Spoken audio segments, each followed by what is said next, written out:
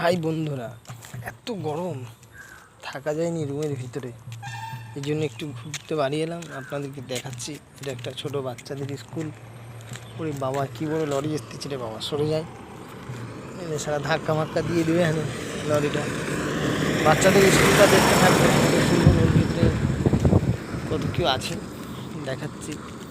বসার বাচ্চাদের খেলার জিনিস আছে, ঢুকতে দেয় না, গেটে চাবি লাগানো। দিনের বেলা হলে দেখাতাম, গেটের বাইরে দেখাচ্ছি। কত সুন্দর জিনিস আছে, বসার জিনিস আছে, খেলার জিনিস আছে, দেখতে থাকুন। এই দেখেন, বসতে পারে, খেলতে পারে। বাচ্চাদের একটা স্কুল।